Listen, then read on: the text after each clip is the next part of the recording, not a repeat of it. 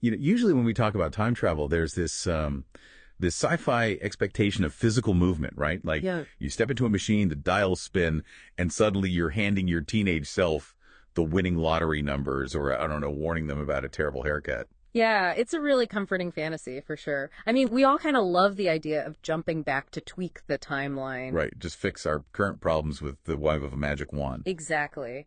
But if you read Orrie Karim's piece, it's called Becoming the Woman You Needed Earlier, you quickly realize time travel is actually, well, it's an inside job. Yeah, we don't need a DeLorean to fix the past. We literally just need to look in the mirror. So welcome to today's deep dive. We are unpacking Karim's blueprint for self-reclamation. It's this fascinating piece that blends, psychological concepts with reflections on the biblical verses of Colossians 3. And our mission for you today is to unpack how to stop waiting around for external validation and start actively building the infrastructure of your own resilience. Because Karim's core premise, it really hits hard. Right. She says healing the past isn't about changing what happened back then.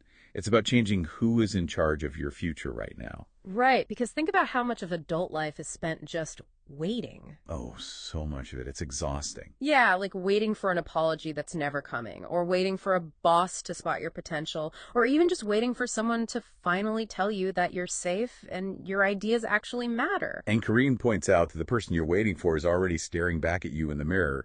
She calls this reparenting your purpose. Which sounds incredibly poetic, right?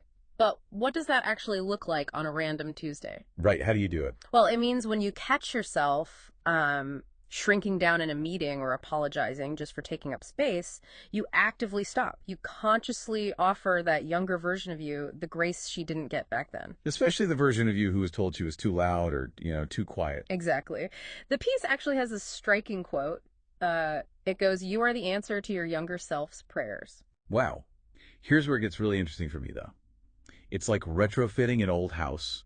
Oh, I like that analogy. Yeah, like you aren't just growing up or painting over the past, right? Right. You are actively constructing the missing infrastructure of resilience that you were denied the first time around. And those new steel beams you're adding, that's essentially your agency. Because the main thing our younger selves lacked was the ability to just say no. Right. Instead, we learned to please, to perform, and basically just shrink.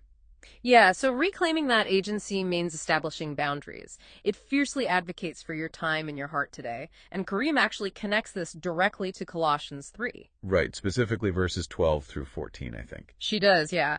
Highlighting the message in Common English Bible translations, she urges readers to dress in this new wardrobe of compassion, humility, discipline, and quick forgiveness, all with love as a perfect bond of unity. Okay, let's unpack this part, though, because I have a bit of pushback here. Sure, what are you thinking? When we think of fierce boundaries, we usually picture building impenetrable, hard walls, right? Like keep-out signs. Mm.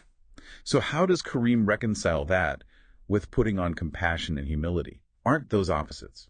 It's a great question. And Karim explicitly states that this transformation, it isn't about becoming hard or unapproachable. Yeah. She calls it quiet strength. It is about standing firmest in your worth rather than being the one who shouts the loudest. I mean, you don't need a massive electric fence when your internal foundation is solid, right? Oh, so it's less about aggressively keeping people out and more about just confidently protecting what's inside. Precisely. And even the quick forgiveness part, it's not about letting people walk all over you. Forgiveness is simply the tool that releases the heavy weight holding you back. Yeah, so think about a time recently when you bit your tongue just to keep the peace. Karim's saying that's the exact moment your younger self needs you to step up. Yeah, take a second today to ask yourself what your younger version would think of the person you are becoming. Right, if they saw your current kindness, your growth, those new boundaries, they would finally feel safe. Because as the text says, you are their hero now. Which is so powerful. But Karim focuses entirely on reparenting your past self to heal internal wounds. I will leave you with a provocative thought here. Oh, I love these. Let's hear it.